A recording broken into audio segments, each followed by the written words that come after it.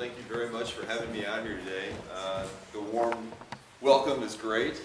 Again, my name is Elliot Young, and I come from Texas. Praesidium is based out of Texas, and I see a lot of y'all have note paper out, which is a very good thing because there'll be a very intense and challenging multiple choice quiz at the end of this session.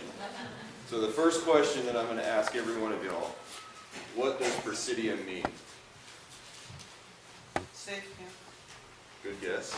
It's on the right track. What is the literal translation of Praesidium? Does anybody know? Is it Latin? Yes. Yes. What does the word mean? Somebody said Latin in high school. Any Latin scholars? Okay, close. Well, I'll go ahead and give it to you. It's a term that means to protect. And just quickly go over what we're going to cover today. As you know, Praesidium is a risk management company out of Dallas that focuses on preventing child abuse. Sorry if I'm blocking the projector.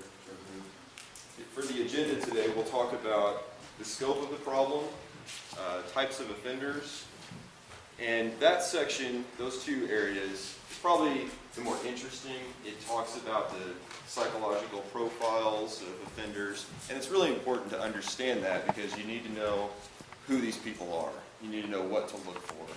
You need to know how they operate. Then the second part, which is screening and selection, boundaries and policies, and responding, is probably my favorite part of the training because it talks about practical things that each and every one of you can do to prevent child abuse from happening here at camp.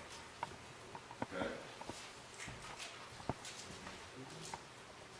I'll just give you a quick background of Praesidium and kind of how we got started. We have about 22 years now of experience working solely on preventing child abuse within organizations. Praesidium started when our CEO and president was on the board of a local YMCA in the Dallas-Fort Worth area. And his background was a child psychologist. He taught psychology and various other classes at UT Arlington in the Dallas-Fort Worth area. And they had a horrible incident of child molestation at the YMCA. So the board wanted to know a couple of things. First, what happened? But really what they wanted to know was, how did this happen? And the reason they wanted to know that so much is they wanted to know, how can they prevent it from happening again?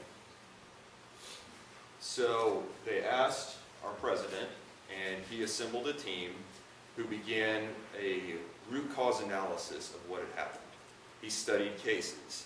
He went back through the situation that had taken place. He looked over data, and throughout all of his research, he learned that there were not thousands of different things in each different kind of sexual abuse case that happened. There were not a number of things that nobody could have prevented. What there was there were 8 things, 8 specific operations that are common in all child abuse cases.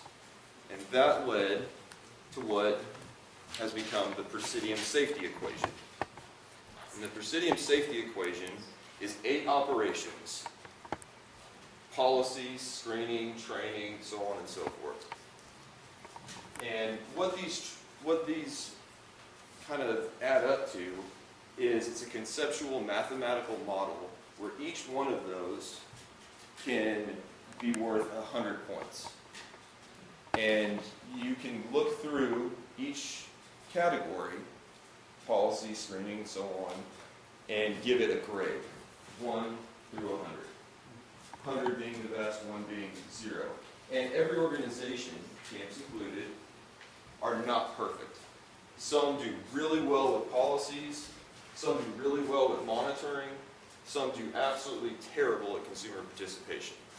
And that's okay, because you can't be perfect at everything.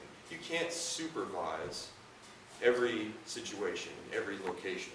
So what you can do is where there are deficiencies, make up for the deficiency in other areas. For instance, if monitoring and supervision. If you can't monitor every single area, what are some things that you possibly can do? Well, you can do a better job in screening. You can earn some points back there. You can train your people better to look for certain characteristics of abuse. So there are various things that can be done, and what we're trying to do is add all this together and create a safe environment for kids and a safe environment for the organizations who can. A risk that sometimes gets overlooked are false allegations or child-to-child abuse. And we'll get into that a little bit more here in a minute. But those are all serious risks that we can help manage. Let me just go back here a quick second. A little bit more about Praesidium. Like I said, we've been in business for about 20 years. We have over 4,000 clients. All the big ones you can think of.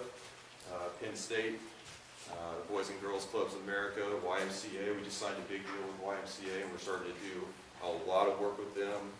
USA Swim, which is the governing body for the Olympic swimming program that we have all seen on TV, I'm sure. So does anybody have any questions so far about kind of who Praesidium is and what we do and how we operate? Any questions for me? Anything? Okay. We'll go ahead and keep going. Okay, so types of risk in camps. And these should look kind of familiar. Adult to camper abuse. What do you think are some examples of where adult to camper abuse, how that could possibly happen? Which adult, let me narrow it down. Which adults are we talking about? Are we talking about counselors? Are we talking about volunteers? Are we talking about visitors? Parent? Who are we talking about? Yes. There we go. That's the right answer. See, that quiz at the end is going to be very easy. Adult to camper abuse is a big risk, but like I said, it's one that can be prevented. And just to back up for a quick second, my favorite thing about Praesidium and my favorite thing about working here is that all of these risks, adult to camper, camper to camper, and false allegations, these are not like storms. These are not like tornadoes, earthquakes, hurricanes. You can't prevent those. This risk can be prevented. The key to the whole thing, though, is that everybody, everyone in this room, has to do, and everybody who is either above or below you, has to do their part to manage the risk. And if you do, we can prevent these things from happening. Camper to camper abuse. We'll get into it a little bit more in a second, but that is one of the most heavily growing areas of abuse that we see. And then false allegations of abuse.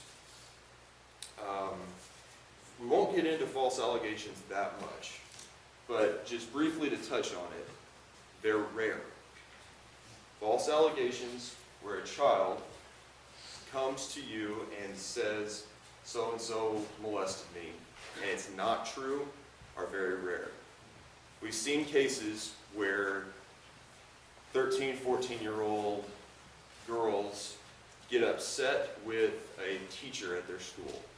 We actually had one case where a girl was having a tough time in her life, and she felt comfortable with one of her teachers.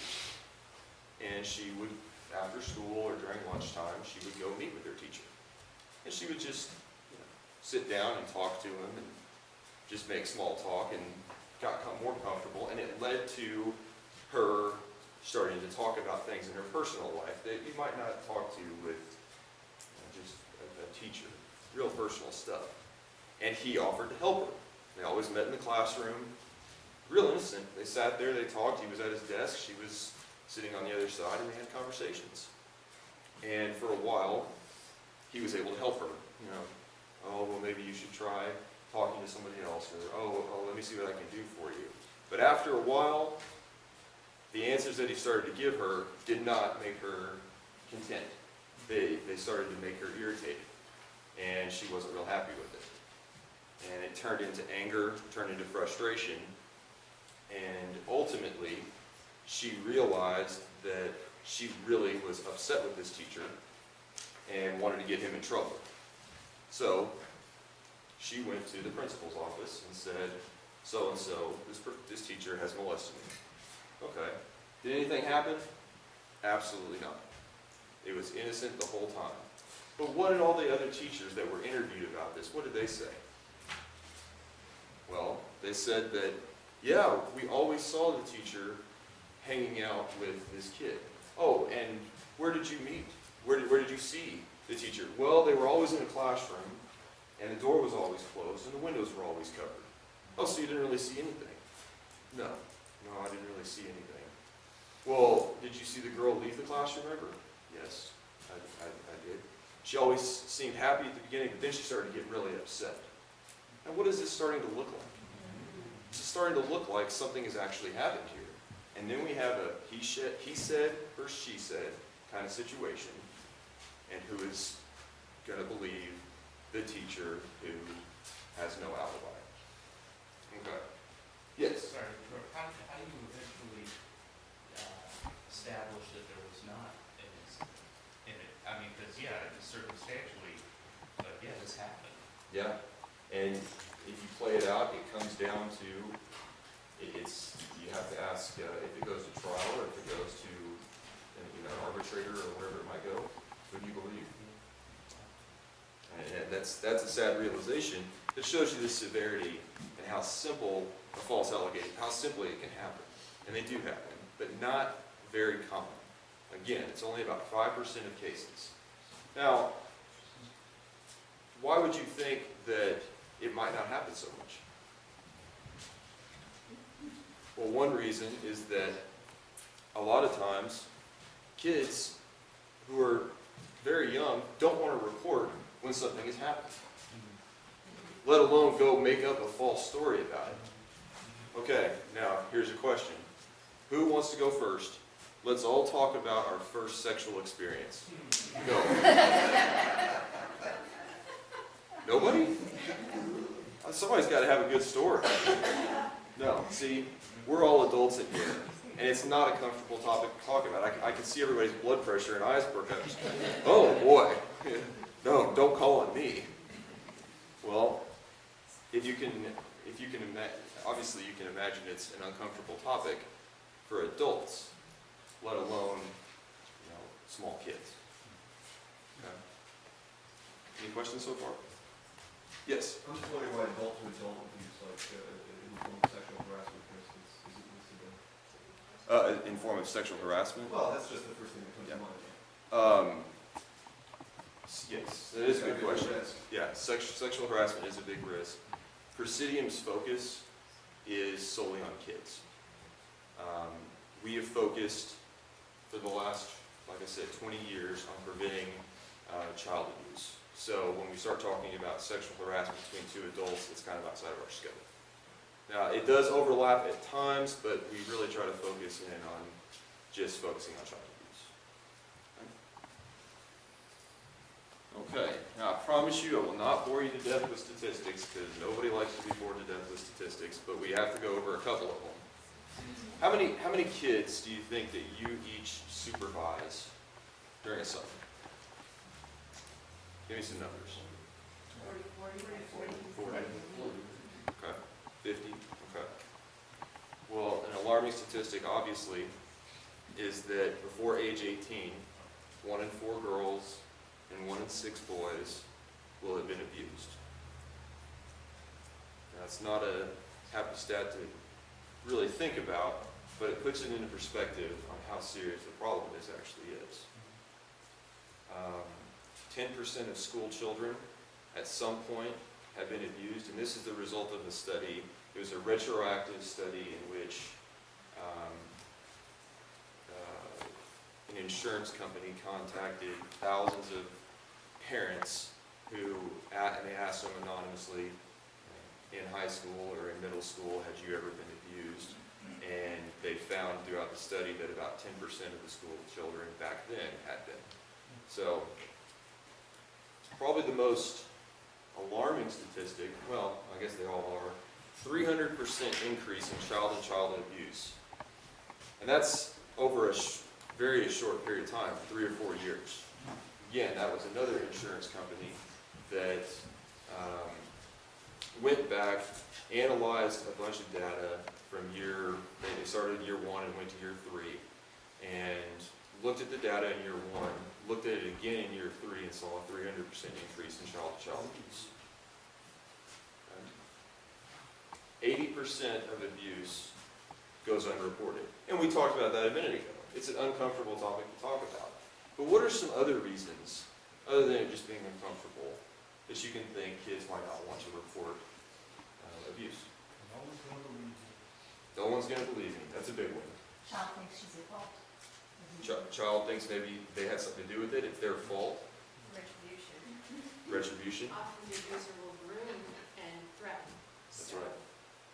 So if I disclose that this happened, if I tell on my teacher, my counselor, or my supervisor, whoever it is, they're going to come back after me. What else? Stigma. Their reputation with all of their friends is going to be, Or even within their family too, if it's a family yeah, situation. absolutely. Sometimes the emotional attachment to the abuser is their rejection there. That's right. That's right. We've seen that about 60% of abuse happens between somebody that the child knows, or the family knows, or is familiar with, or is easily comfortable with. A lot of people think in their head, well, let's ask this: who wants to come up and on a piece of paper draw me a picture of what a child molester looks like? Anybody know? Yeah, the image that we most likely get in our head is of somebody hiding behind a tree with a black coat on, with sunglasses on, hiding, ready to hop out of behind the tree and go grab and hurt a kid. Well, most abuse does not come from what we call a sadistic or predatory offender. Most abuse happens between somebody that the child is familiar with, or even a family member. Anything else?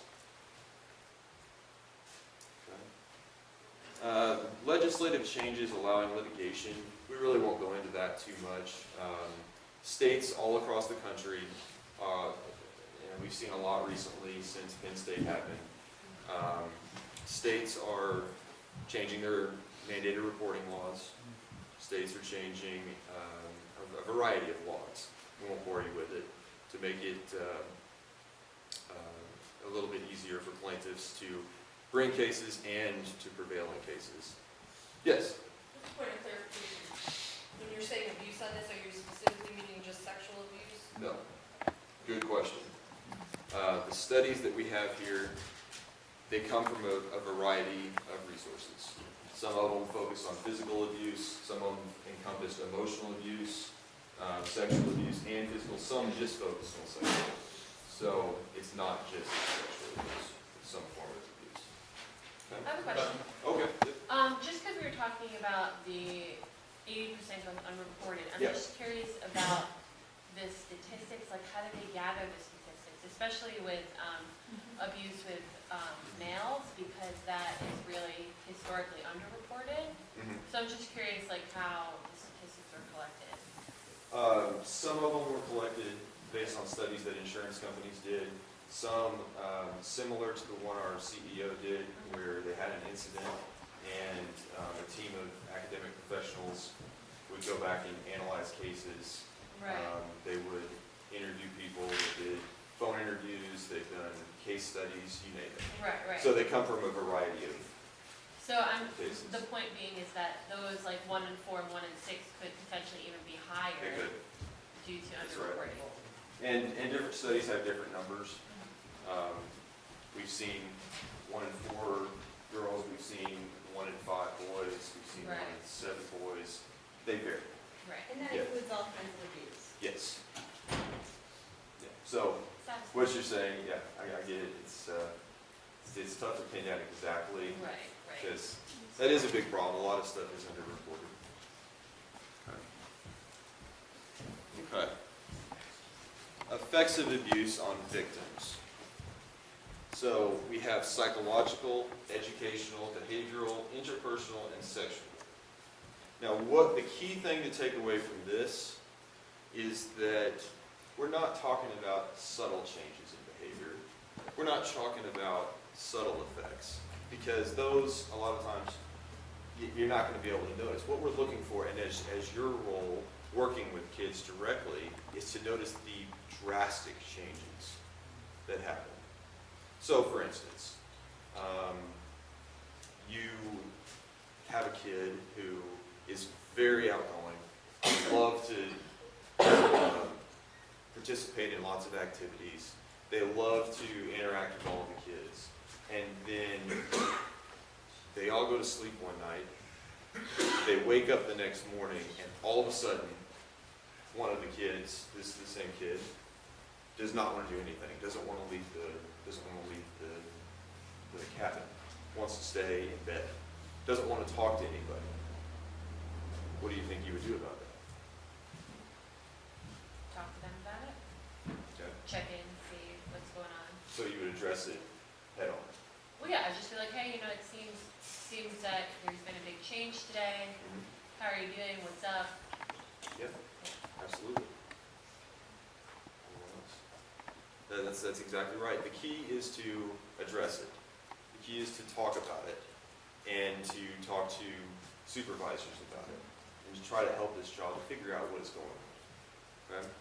Educational effects on abuse. So we've seen in a lot of cases children who are great students all of a sudden start making really bad grades in school, or stop wanting to go to school, or don't seem to really care about what they're learning about it anymore. Well, a lot of kids don't, but really don't want to go to school anymore. Behavioral. This goes back to what we were talking about. All of a sudden, the kid will be reclusive. The kid does not want to interact with people. Interpersonal, sexual. I mean, these are all things that when a child is abused and when something happens in this child's life, they can see drastic effects. Any questions on this? Yes. When they're here at Civil Lake, we only have them for about a week's time. Yeah. What are some of, that your company's found, some of the top red flags that we as counselors and deans could look for to maybe, see, red flags to look for? Yeah, and some of them we've talked about were, changing their behavior. They don't want to participate in the activity. They don't want to eat food anymore.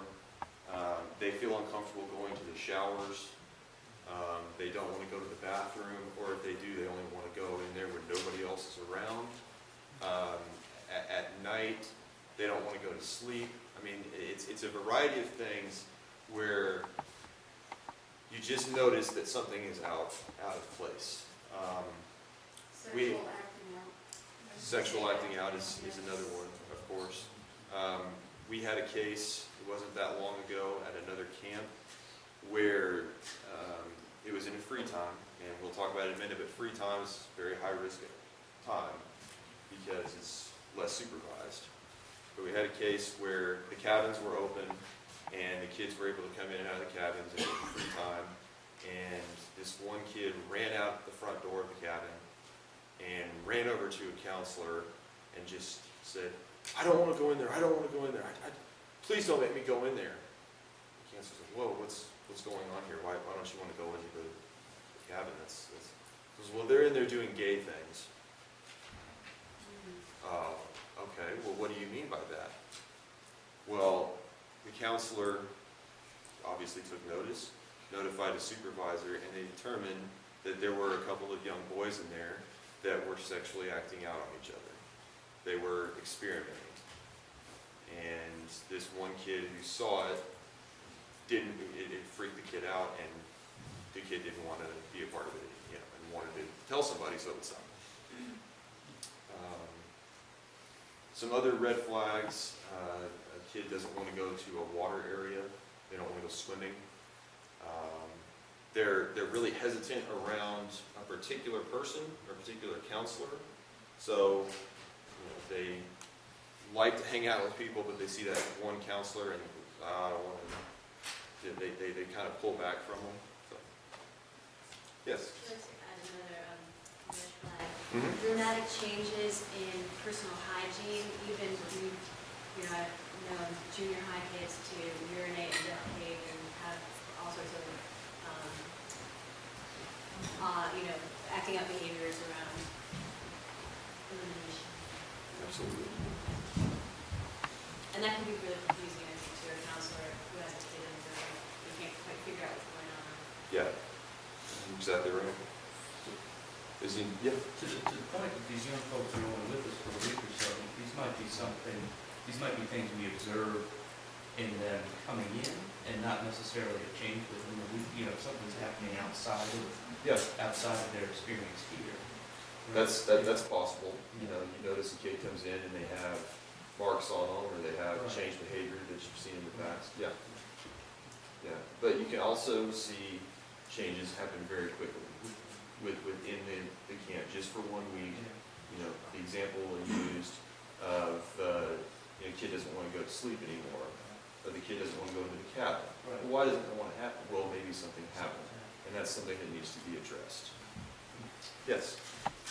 This is a question also for the room Yeah. as well, but, I've known a lot of kids with sensory integration issues who, when brought into a new environment like this, could have some of these behaviors which has absolutely nothing to do with any sort of Right.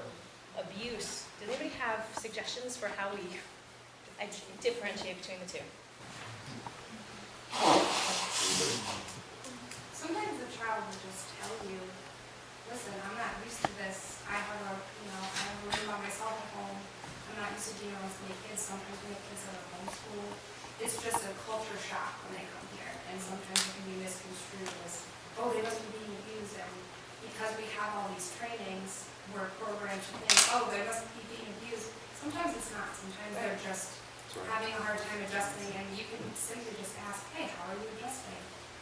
What's your homework like? Like, just ask them and see, what they say, because sometimes it's not, something to be concerned about. And that is the perfect answer right there. That's the answer I would give it, is that most of the time, it's not going to be an abuse situation. Most of the time, it's going to be somebody adjusting to camp. The key thing to know is that 2 things. First, recognize that there is something wrong or something out of place. So, second, do something about it. Ask the child what's going on. And we're not wanting you to come away from this going, oh my God, every child who has some sort of odd behavior has been abused. No, we just want you to be conscious of the fact that it's a possibility. And if it is, you know what to do with that. Okay? Are there any other? Yes?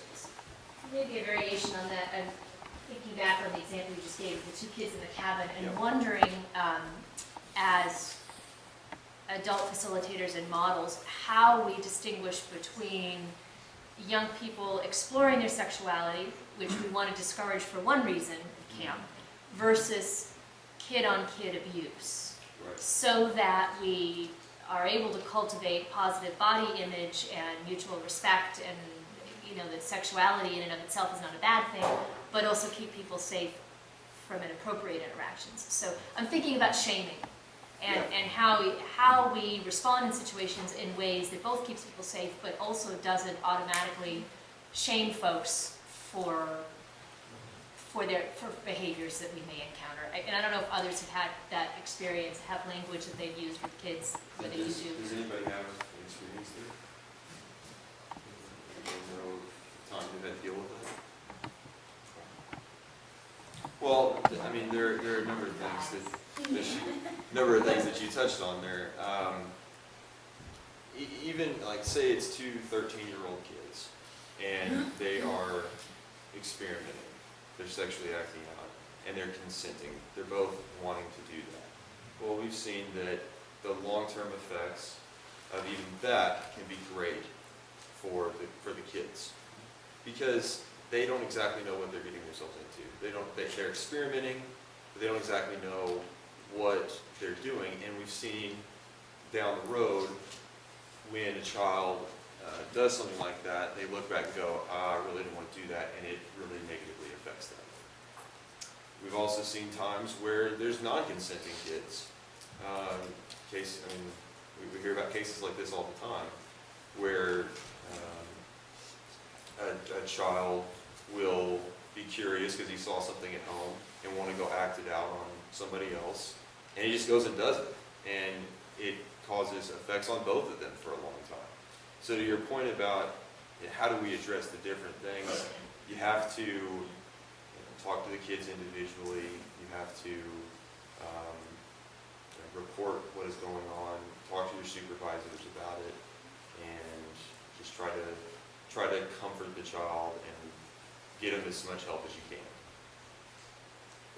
And Allison, during the staff intros on Sunday, when they talk about the rules, and one of them being no sexual contact, if you need an immediate diffusing phrase or whatever before you're going to do all the talking about it, you could just remind them that we agreed on Sunday there was no behavior. Without making commentary about Yeah. goodness or bad, you should just say, hey, this is a covenant we have. And just also like having conferences that have been older, just re-emphasizing the covenant, like you said, and the community aspect. Like, I know that when you have 16-year-old boys and girls and they're falling in love in camp, just re-emphasize the community aspect, and we're here to be an inclusive community with everyone. And even though you might think you found your 16-year-old soulmate at camp, which happens, to re-emphasize the community aspect, like we're here to be a community with everyone, not just my soulmate. Those are all great answers. You're doing my job for me. I love it. Making it easy on me. We'll just briefly touch on effects of abuse on organizations. And I'll give you a few examples here. Threat to the mission. So what is the mission of Silver Lake Camping Conference? What would you say the mission is? Teach kids to love God, love each other, love themselves, and love the earth. There you go. I like that. Now, let's imagine, and we don't want to, but let's just for the sake of entertaining the idea, something were to happen at camp. There's an instance where a counselor were to have abused a child, whether it happened or not, but the media got a hold of it. And the media started calling the front office and said, hey, this is what's going on. The news cameras show up, and they start asking questions. What does that do to the mission? What is the public perception going to be of Silver Lake if something like that gets reported on the news? Who would want to send their kids there? It is not a safe place for my child, end of story. And do you want to send your kid to a non-safe place? Absolutely not. I wonder if this wasn't an isolated incident, but it's the culture of the camp, or somehow, that people say, well, I had an experience that was serious. Yep. Well, there could be hundreds of positive stories about a place and one negative, and that's what everybody always remembers is the negative. It's going to stick in the brain. It doesn't matter if they've seen hundreds and hundreds of wonderful things, they'll remember that one. That's right. That's right. Yes. And that's also why we have to remember that there should be a single go-to person identified to us who is the spokesperson for Silver Lake, so that if any of us are approached or drawn into any situation that happens, we say, you talk to this person. And that is one of the strongest recommendations we make when it comes to dealing with the media, is always have one person that addresses those issues. This is your contact person. Everybody else that gets contacted about it, the standard answer is, I have no comment. I'm going to refer you to that person. That's right. Does everybody know who that should be in this case? I, Chair. Either Ann or myself. Yeah. Great. Some other examples we mentioned just a second ago. Lots and lots of great things, but one bad thing happens. Second Mile at Penns for the Jerry Sandusky nonprofit organization that he had that provided all kinds of resources to kids. It's a great thing. Providing money, resources, time, experience, whatever it is to kids is a great thing. But that whole organization is being completely shut down, or maybe it has been shut down, because of what he did. And that ruins the lives not only of his victims, but it really hurts all the people that were benefiting from that great organization. Another one, one I find interesting is the U.S. military.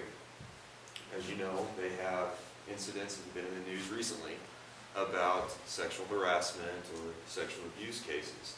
The U.S. military considers that when it happens on a military base to be a threat to national security.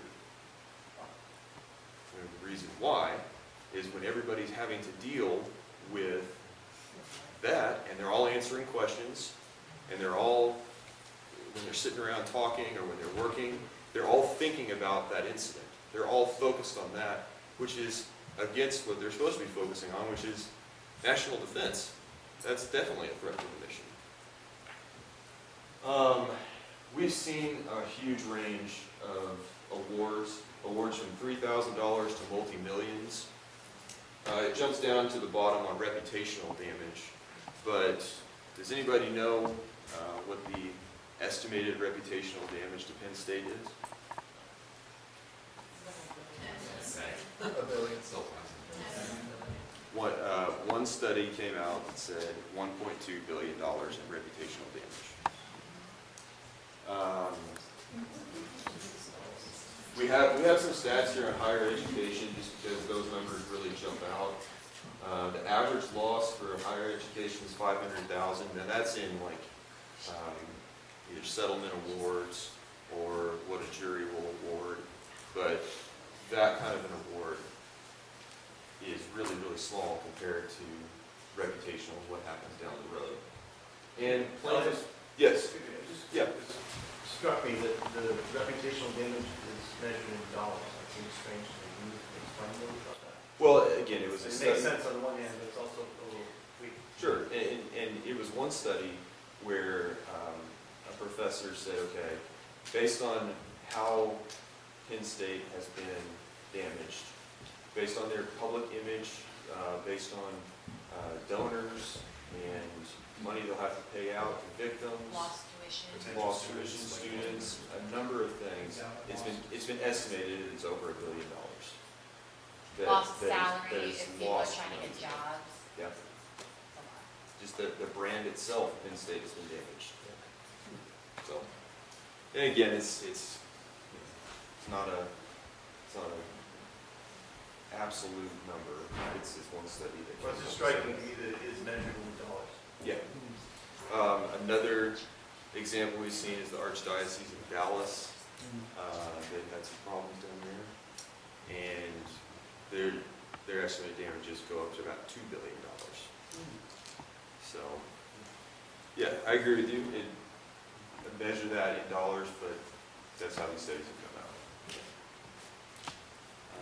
And then, yeah. A place like Silver Lake, one of the things on the previous page about what different kinds of fallout, I was thinking about spiritual fallout, number one for the victims. You hear passages in troubled waters, God will be with you, and the feeling, that sort of thing. But then if the camp is called on, what does that do for the spiritual crisis of young people? How could this happen? Where was God? Other faith and like leadership of people. Right. Helping out to protect Yeah. them. Yeah, you're exactly right. Does anybody else questions, comments? Yes. Well, I think that, what he was trying to do, I'm sorry not hearing it, but I think that, sorry? Eric. I think what Eric was trying to say was, people like us are not going to measure it in dollars. We're going to measure it in human catastrophe, the fact that, that these lives have been irreparably damaged, and looking at a place like Silver Lake, and being a Penn State alum who actually went to Penn State during the whole Sandusky situation, I look at that place now with complete and utter shame. I had every advantage there. I was an athlete. I had a 4-year scholarship, athletic scholarship to Penn State, and it's such an embarrassment. And I was in no way affiliated with either second mile or the Penn State football program, with the exception of the fact that I proctored exams because I worked for learning disabilities. So I knew a lot of the players.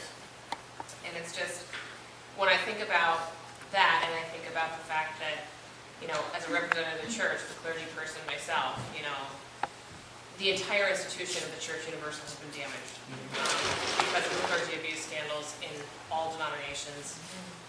And, higher education has been damaged because of the situation at Penn State.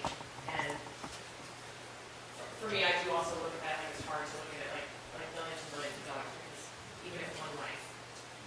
Yeah, and I definitely agree with you. And, I don't try to minimize the other kind of damages that have taken place. Just to say that this is just one example of a damage and a loss that they've incurred. So, you're exactly right.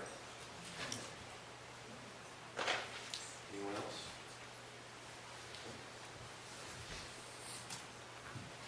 Okay.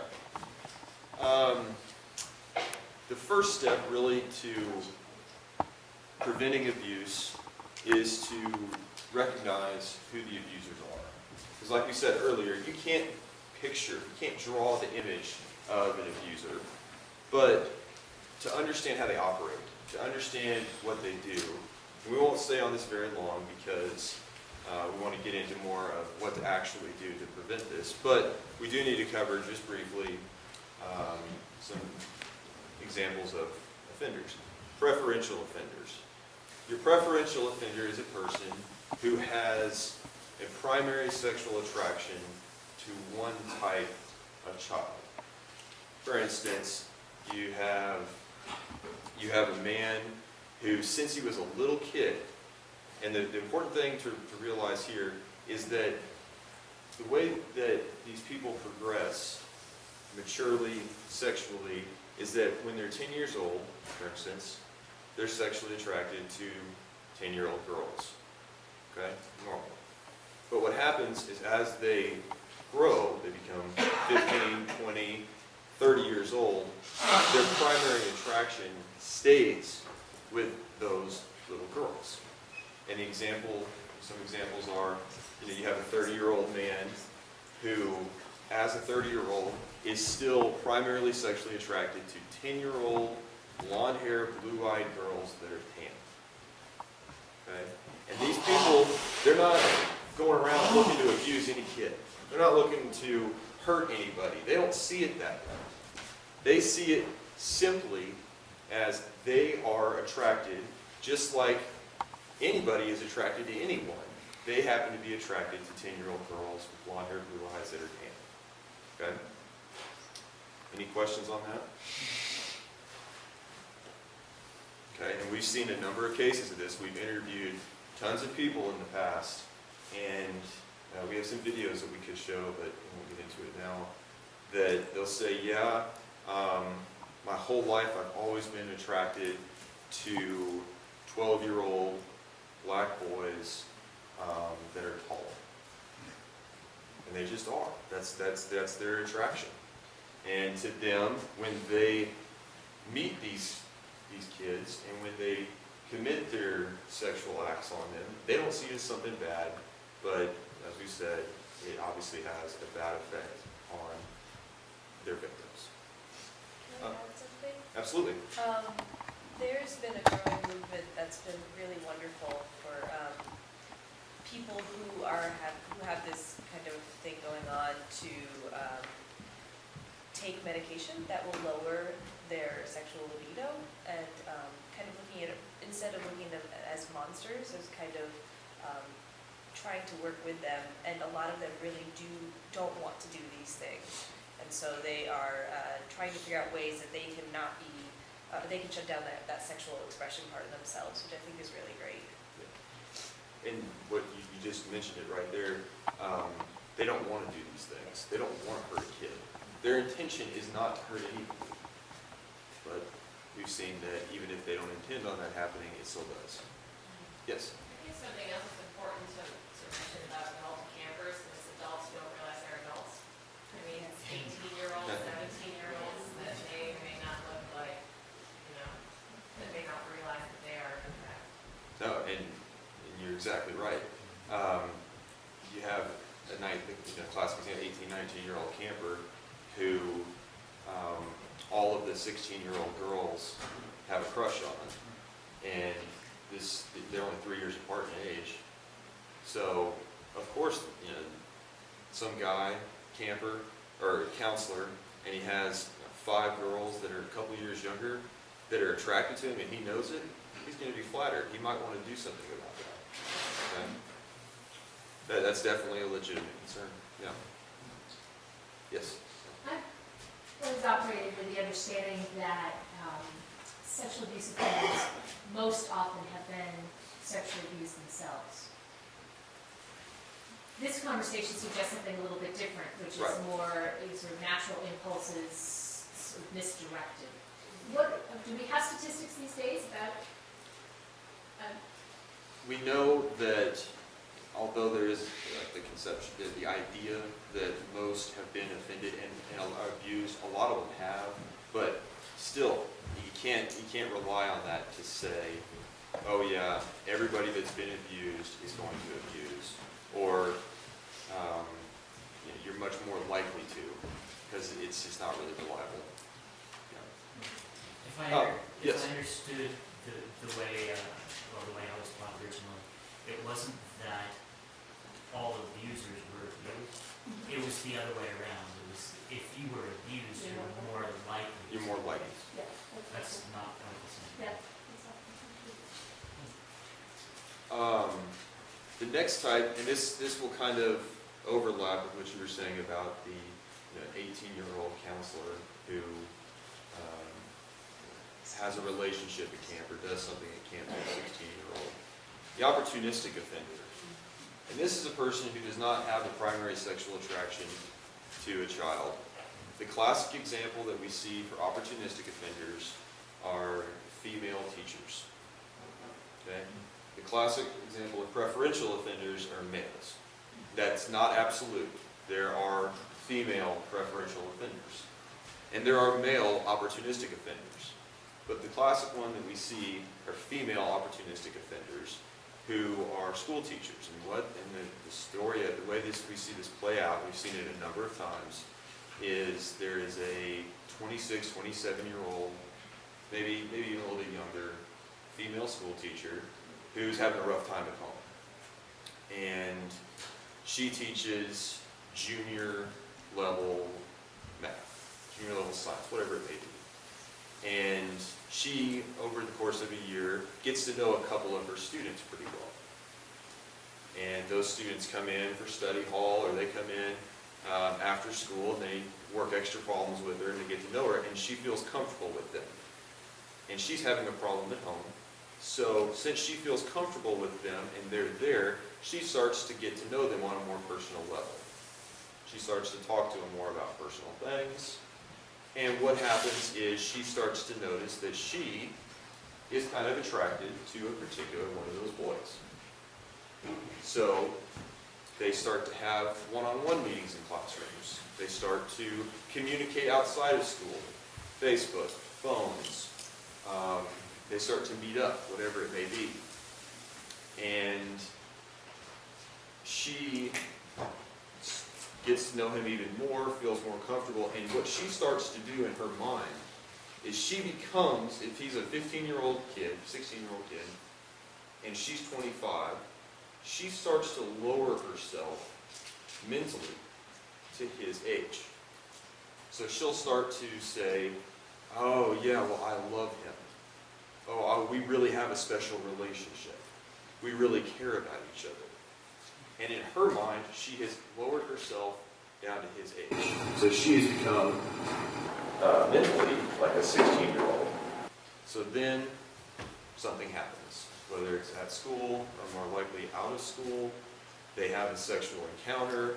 The kid realizes, oh my God, what did I just do? I didn't want to do that. And he reports it. And then we have what we see on TV a lot. We have a 25-year-old teacher who has had a relationship with her high school student. So that's a good example of opportunistic. She didn't intend on it, but when she was in the situation at the classroom, when she was having trouble in her life, she got to know someone, she lowered herself to his level, something happened. Any questions on that? The sadistic offender, these are what most people think of. The example I used earlier of the black trench coat, hide behind the tree. These are rare. Although they are the ones that capture a lot of attention, they are some of the more rare ones. These are people who intend on hurting kids. They kidnap them, they do things to them because they want to hurt them. Again, very rare, but they do exist. Okay. Yes? Maybe this is something we can use later. I'm thinking about grooming. Yeah. Grooming in terms of preparation for abuse. And I'm thinking of the opportunistic offender. The idea of, okay, the week that I'm this kid's counselor at Silver Lake, I'm going to behave myself, but I'm going to prepare them for when I'm, when we're out of here and Silver Lake's not watching, I'm on Facebook, I'm texting. Is that something you're going to get into? Have y'all reviewed my presentation already? because you keep setting up perfect transitions for me. I just click to the next slide, and control is what we're going to talk about with grooming. So, I mean, you just teed it up for me perfectly. Well, a lot of us have taken one course. Right. So you're familiar with this. Yeah. Y'all get up here and teach it. Okay. If there's anything that you really need to take away from this section, it's this. What conditions are necessary for somebody to offend? APC. Access, privacy, and control. Those are the three things that are required for somebody to abuse a kid. Access to kids. Can we think of some examples of how somebody might have access to kids? Hey, wouldn't you know, happens at camp. I'm going to read to you just one example. What we do, and this is kind of creepy, I will admit, but at Praesidium we do have people that go onto online chat rooms, go onto pedophile websites. These do exist, regrettably so, but they do.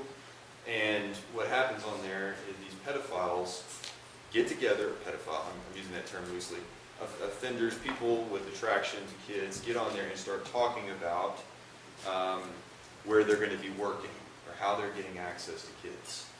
And what they do, they're clever. Yeah, they do. They're clever because what they talk about does not turn out to be anything illegal because they're monitored by the FBI, they're monitored by local police departments too. We monitor them. So they talk about things that are very creepy to most people, but to them, it gives them a community to talk about things with. And I'll read you one posting that we found on one of these sites. It's entitled, "I got my job at summer camp again." Here's what he says. "I was worried for no reason for a while, but they told me a few days ago that they want me back. Sweet. Now I have some seniority, so the rules start to be less enforced on me. Not that I want to break the rules, but when the rules involve no kids on your lap and no picking up kids, you can see where I want to stretch them a bit. And I'm also going to help a local elementary school out with a play they're putting on next month. So that'll be way cool. Maybe I'll get to do lighting and costumes like I did the last time I helped them. Billy here, let me help you into those tights. He. Okay, so this is somebody going on, bragging about the access that they're going to have to kids and how the rules have started to slow down on, or have been loosened a little bit, so they now have more ability to push the boundaries of a kid. What we see a lot in every kind of organization is that our risk is high impact, but does not happen very often. So what happens is an incident happens, and it gets a lot of attention. Everybody starts to really want to do something about it. New policies come out, new trainings, new rules, and that's great. It's really, really strong. There's a lot of awareness. But over years, it starts to drop off. Rules start to loosen up a little bit. Maybe the rules are still in place, but people don't enforce them anymore. Or maybe supervision standards start happening, and that just goes on down over the years. Nothing happens, everybody gets relaxed, no problems. But then something happens and it jumps right back up again. Okay? Privacy. So who can think at a camp where kids might get some privacy? Woods. Yeah, sure. Yes. Offenders need privacy. They need to be alone with the child. They need to not only have access to a child that they're looking for, or somebody that presents, something happens, but they need to be alone with that child. And in all the places that you listed are places that they can be alone. And the third, and this is what you were talking about, is they need control over the child. And what we're talking about here is grooming. And I know that y'all have heard a lot about grooming, but there are types of grooming. There can be community grooming. There can be behavioral grooming. There's just a number of ways that an adult can make the child start to feel comfortable with it, or make the child's parents feel comfortable with it. So one example of what we see is a counselor or an adult, a staff member, whoever, is attracted to a little girl, and he starts to talk to her. Next day or so, maybe a couple hours later, he gets a little closer to her, testing her boundaries, seeing if she's feeling comfortable with it. And then she seems to be really comfortable with it. So then he gives her a little side note. Oh, that's great. You did an awesome job today. And she seems fine with it. And then he says, well, I seem to be doing okay here. She seems to be comfortable with me. He's gaining control over her because she's feeling comfortable with him. She's not hesitant around me. So then he goes in for a full hug. And he sits her on his lap. And she feels comfortable with it because she knows this guy. It's her counselor. She trusts him. If he's doing it, it must be okay. Why would he want to harm her? But at least that's what she thinks. And, they're sitting around by a campfire one night, and she's sitting on his lap, and nobody's noticing this because it looks innocent. People touch, you touch kids at camp, and we're not telling you don't touch kids at camp, but what we're saying is that starts to happen. She sits on his lap, and then he has groomed her enough to where he feels like he can slip his hand down her pants, or up her shirt, or, you can imagine what else could possibly happen. That's when she goes, wait, something is wrong. Or maybe she doesn't. We hope that she would report that, or at least notify somebody. But there's no guarantee, and that's when you have an offense. Okay. Other methods of grooming that we see, offenders will make the family and the friends all so comfortable with them. They will see them, you see the person at church, you see the person at the park, at the grocery store. Oh, Mr. Johnny is so nice. He's always hanging out with the kids. They all love him. He's a great guy. He volunteers. He works. He's a family man. He sounds perfect. Okay? And 95% of the time he is. He's a model citizen. But that 90% is only part of it, because he really has an attraction to 10-year-old boys. So he likes to work at the school. He likes to work at the church. He likes to work at camp so he can always have access to kids, but at the same time, he's gaining control over everyone because they all trust him. And then, oh, well, you know, we're going out to dinner tonight, so let's get Mr. Johnny to babysit little Timmy. Okay? I think we can all understand what could happen in that case. Okay? Anybody have questions on APC? Yes? I had a question, just a Okay. comment. And part of what makes the post that you read so particularly unsettling is that this individual has such obviously is grooming a particular community in some ways, or has access to community by virtue of being rehired. Yeah. And he has such a basis in reality. You know, I think sometimes we assume that we'll understand when somebody's doing this because they don't pay attention to the social cues, the subtle social cues and all of those things. And this individual obviously does have a keen perception for those things. And so it's difficult. Yeah, absolutely. And we've also seen cases where similar postings like this, where people will go on there and say, okay guys, I just tried to apply to a job at the Boys and Girls Club. Yeah. Yeah, Silver Lake. Right. And what they say on the post is, okay guys, I just tried to apply to a job. Don't apply there. They have really got their stuff together. They've got, you know, their policies are looking like they're stronger. They're screening out their people well, and they imagine like a castle. They have a big old wall with a moat all the way around it that is protecting it, and that gets them out before they ever even get in. Now, what they also say on there in the next paragraph is, yeah, but go to the local church down the road. Because the local church down the road, no, they don't have their stuff together. Or go to the school over here. Because nope, they don't have it. And they do. That's where they go get their access to kids. Everybody here works with kids. Are there ever times when you don't want to be with kids? Yeah. Oh, big shocker. You know, by the end of a week, I bet you want to go hang out with some adults. Or go do nothing. Or go whatever. But you probably don't want to be around kids.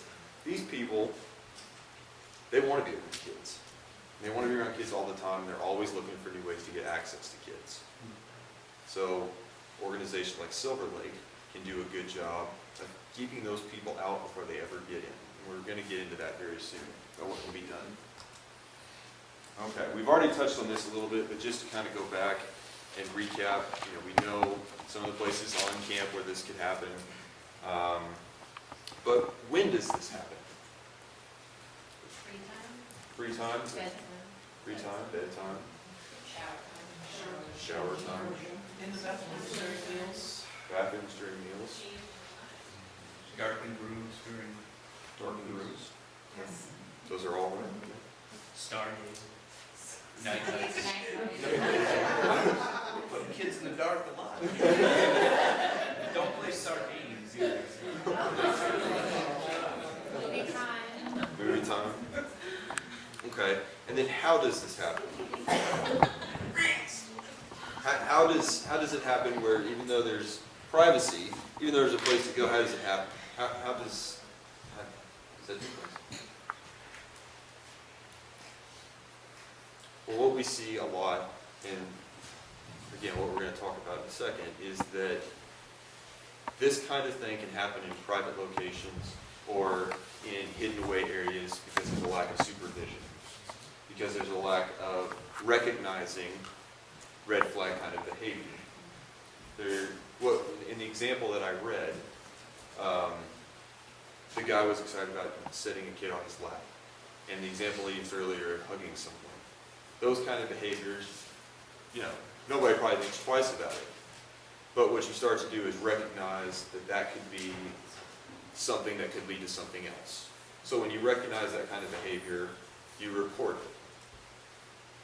We'll get into it a little bit more. Okay, this is just what we talked about. What about transportation? Is there ever transportation in vehicles on camp? Yeah. Okay. transportation. We've seen cases where the school bus will be loaded up, counselors will sit at the front of the bus, and they say they got supervised. Wait, what? We haven't supervised? No. The whole back of the bus is completely unmonitored. And what happens is you see two kids in the back of the bus sexually acting out on each other. And they, well, we had two counselors on the bus. She weren't supervising them.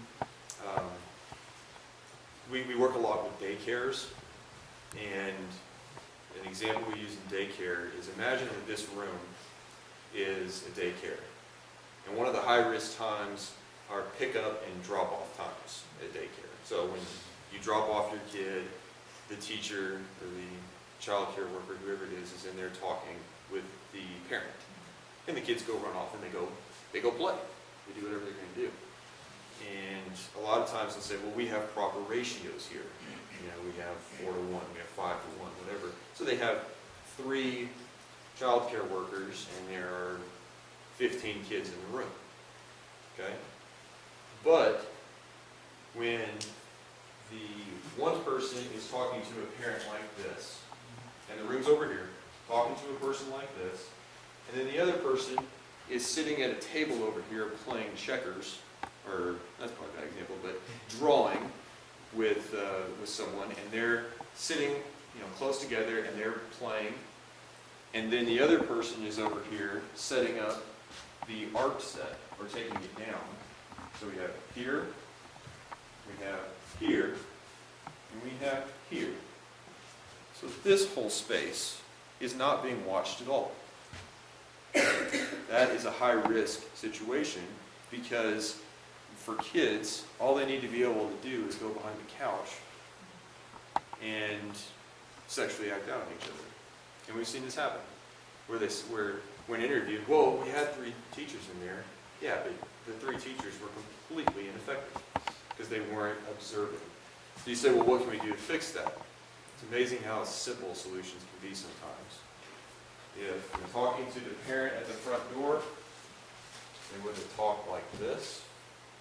If playing the game over there, the teacher would have sat on this side rather than that side so that she could see over here. And if the person setting up could not set up during the transition time, do it either before or after, and instead watch the area, problem solved. Simple little solutions. Okay? Now, this is my favorite part of the presentation because we go, yes. Just something to monitor. If your counselors are enjoying each other's company too much and not as focused on the conferees, this is exactly what can happen. And we know the counselors are volunteers and we love them, but sometimes they like each other too much and they spend their time socializing and not interacting with the conferees. Thus we have an unsupervised situation even with our ratios. You do have my permission, in fact, my encouragement, to remind them that their primary job is not to hang out with one another, but to be attentive to the conferees. Perfect. Well said. Now, my favorite part of this is what we're talking about now. We're talking about developing policies and procedures. We'll talk about screening and selection, and we'll talk about monitoring and responding. Okay? So this takes, what can we do to prevent this risk from happening? Well, there are things you can do in the policies, and it's not only having the policy. This is the part that people overlook a lot of times. It's training on the policy. So make your counselors aware of what the policies are. So, for example, Silver Lake has policies on appropriate interactions. So it talks about physical affection, verbal interaction, discipline, one-on-one, off-site contact. It's great that that's written down, or it's great that that's a policy. What good is it if nobody knows that? What good is it if nobody knows to look for those things? So having the policy is the first step. Having it written down, and then making sure that everybody knows what they're supposed to do. Another thing we can address in policies are high-risk activities. So, what we talked about earlier, bathroom, showering, free time, overnights, transportation, night, have policies in there that say, first what these are and then how to address them. So for instance, during water activities, make sure that there are counselors. If there's a pool, there are counselors around the pool watching, not just lifeguards, because lifeguards watch to make sure that nobody drowns, which is a legitimate concern for sure, but they're not watching. Hey, who would think, right? But what they're not looking for a lot of times is what's going on underneath. They're not watching underneath the water or interactions between adult kids in the water. Or, some examples that we've seen, swim instructors who inappropriately touch their kids while they're teaching them how to swim. Okay, your lifeguard might not notice that. But having people well trained on the policies and know what to look for can address that concern. Having policies on transportation and trips. So getting that written down, getting that in place, and making sure your people know is the first step. Okay? Now, the second step, you imagine our castle analogy a minute ago, and you have a big wall. The wall is to keep people out. Screening and selection, I didn't say that there, but what this is talking about, screening and selecting out counselors, staff members, volunteers, whoever, doing that well is your biggest line of defense between having somebody come into a camp and offend. Again, remember, they want access. How do we prevent them from having access? We have good screening and selection procedures. Okay? So, a lot of organizations that we see say that, well, we run our backgrounds. We have them fill out an application and we run background checks. And that's good. I'm not saying don't do that. Okay? I'm definitely saying do that. But consider this statistic, and I promised you I wouldn't bore you with too many statistics, but here's one more. Consider the fact that 97% of sexual offenders do not have any criminal history. So that means that 3% do. Okay? And this means that when you run a local, state, national criminal background check, when you go to the FBI database, whatever vendor you may use to do your criminal background checks, and it comes back clean, shouldn't be too surprising because most offenders do not have a criminal background. So you say, well, what are we supposed to do then? Well, let me take one step back. Also, they're not always reliable. And criminal background checks can be expensive, and they can be time-consuming, especially when you have a ton of people to run them on. But they're not always reliable. So let's say you run a background check for John Smith, and you have his birthday, or you have, social security number or driver's license, something. You run that, you can get false positives. You can get wrong identifications. You can get somebody you can get 15 John Smiths, and you don't know which one you're talking about. Okay, some of them are better than others. Some of them that do fingerprint analysis, social security, date of birth, driver's license, all this stuff. Some of those are more reliable, but still they're not perfect. Okay? So you say, well, what can we do? Well, at Praesidium, we really stress 6 of these things. First is the application. We recommend having a standardized application, meaning, well, a standardized application rather than just a resume. Why do you think that would be? So you can ask your questions in the application that you want to know beforehand. That's exactly right. A resume. Yeah, test of the accurateness of this. That's right. Yeah.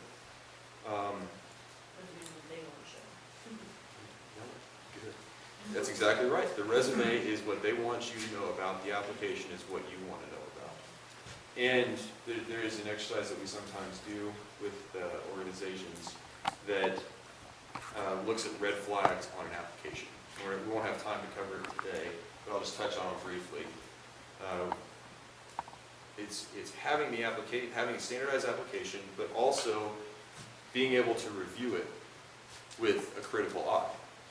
What I mean by that is you have a person fill out their application and they start listing their references, and they list 3 references, and on the bottom one, the phone number that they list has 9 digits rather than the full 10 with the area code.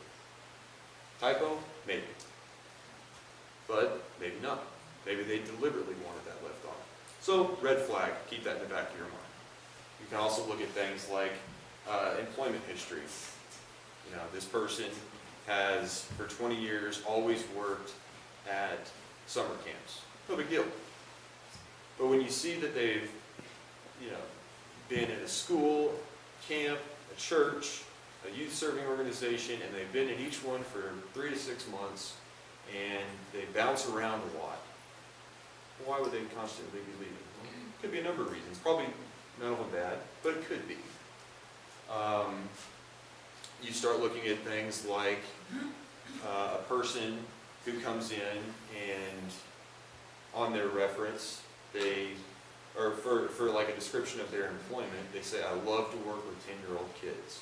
Oh, I love working with, I really am good with the 10-year-old kids. Okay, well, why does that person think, why did they say that? Why did they put that on there? These are all things to look at that you can follow up on more. We had an example of a person listing a reference. They listed 3 references, actually it was 4 references. They wrote down the contact information except for one person. They left off 1 digit. Okay, typo. Maybe. A lot of people would dismiss that as a typo. Well, took some more look into it. It was an investigation that happened. It was something that happened, and they looked back at what the situation was, and they figured out who that person was. And they called that person. Called the reference to say, hey, you know, would you have recommended this person working with kids? Oh, heavens no. No way. Well, let me tell you about this. That was the one reference that the person wrote down on there. They thought, well, no, I need to list one more reference, and this person didn't really like me, but I need to put a reference, so I'll put it down. Put the reference down, and we thought, okay, I don't want them to call this person, so I'll just leave off 1 number. They won't call them. Well, that was the one person who actually could have given some really good feedback to the organization hiring that individual to say, you probably don't want to hire this person because of an incident that had happened. Yes? I've encountered more than a few times that red flag to me is someone who is indignant at the prospect of filling out an application in a voluntary disclosure. You know me. I'm not one of those guys. I don't need to do this. And that's, you know, it could just be, you know, again, probably just their kind of ignorant behavior, ignorant of the risks of need for training. But would you also consider that yes, an actual red flag? Yeah. Yeah, not wanting to do the application in the first place, not wanting to disclose information, feeling insulted that you would make a video. Yeah, absolutely. Elliot, I'm just aware of time. Yeah. We're running out of it. Okay, I'll wrap up quickly. I want to just also let you know, because I don't know that if you're aware exactly how it works, but this group of people is, there are the deans. Mhm. They will be recruiting and choosing their counselors for the summer. Right. So I guess you talked a little bit, I'm wondering if you can talk a little more about the sort of behavioral interviewing. Yeah, absolutely. Or something, you know what I mean, for that. And then also, I don't know how much farther you have to go. Not much longer. I can get through it pretty quickly. Great. Behavioral interviewing, what this really means is that when you're interviewing your people, the best indicator of future behavior is what they've done in the past. So ask them questions like, in the past, when you've been confronted with a situation where a kid discloses information to you, how did you handle that? And they'll give you an answer like, well, the way I handled it was blah, blah, blah. You say, well, this, and then what you take away from that is this is probably how this person is going to deal with the situation. As opposed to asking, so hypothetically, if a kid came up to you and had a problem, what would you do? Well, everybody knows the standard answer to that. I would do this, and I would do that, and I would, it would be no problem. Okay. Asking behavioral-based interview questions gets you more in-depth information, gets you a better sense of the person. Checking references, we've talked about that. Recognizing red flag answers in interviews and reference checks, we've gone into that too. If you ask a person, say you call 4 or 5 references, right? So let's say 4. Call 4 references and 3 of them say, oh, the person's great. The 4th one you call a family member of the person. And the family member is real hesitant when you ask them questions. Well, would you want John working with kids? Yeah, well, sure. Well, that doesn't sound good. So would you trust John with your own kid? Oh, yeah, well, he's family. So, yeah. That doesn't exactly sound like a reliable thing. And one thing that is not listed up here, we recommend doing professional and personal references. So yes, family members included. Okay, you can get some real good information from grandparents and mothers. Okay. A decision-making process with more than one person involved, get other opinions in there. You have to hire the person, you have to bring the person in, but ask around, talk to other people. Maybe when you interview the person, have 2 or 3 people interview the person if possible. If not, well, you deal with what you can, but if you can, try to get 2 or 3 people to interview the person to get different perspectives. And then, of course, like we said, background checks, they're not the most reliable, but you still need to run them. I have a question. Do you often find people getting references they're not going to pay the right? Yeah. Well, a lot of times, it does happen, but a lot of times what you see is that a person might not think that they're going to give a bad reference. So, we've seen cases where a person lists their mom. Says, who would give a better reference than my mom? I'll list my mom. Sounds great. But when asked some of these behavioral-based questions, or when asked, what has Johnny done in the past? Well, let me tell you about the time. I mean, whoa, boy, He's got a temper. He's got, boy, he really loses it when those kids start crying. Oh boy, that's something you might want to pay attention to. Okay, we'll wrap it up here. So just real quickly, counselors and supervisors need to know how to respond, need to know how to report. So who do you report to? Somebody. Bam, y'all know exactly. You didn't even take a second. Who do your counselors report Who do your counselors report to? Us. Make sure they know that. With you, who do they report to? Y'all know that. He knows that. I know that. Make sure your counselors know that. Make sure they are fully aware of who to respond to and how to report any of these allegations or incidents of abuse that might pop up. Well, actually, it's a question within our system. It's a question, I think, for Tim and Ann. So, our preference is always to recruit our own teams and our own counselors, but on occasion, we need extra help. And so we point our counselors to the application process, which happens here at Silver Lake. We don't do the vetting necessarily, so we obviously have some capacity to do the behavioral piece, when we're introduced, but those folks are typically vetted prior to. I'm just wondering if there's if we should also ask the counselors to send us an application. I mean, checks and balances. I mean, I don't know. I'm just thinking out loud, but it seems to me that maybe there's an opportunity here, to be more consistent and regular, perhaps even in our sort of connection to the young people that we Yeah, let me just say, the ideal situation is for you to know the person and have had experience with them. That's the best case scenario. Or to have to know somebody that you feel really confident is a good judge of character, to have worked with them and recommend them. So that's the best way to get them. I know that's not always the way that it happens. So the more you know about the person before you even consider them, the better.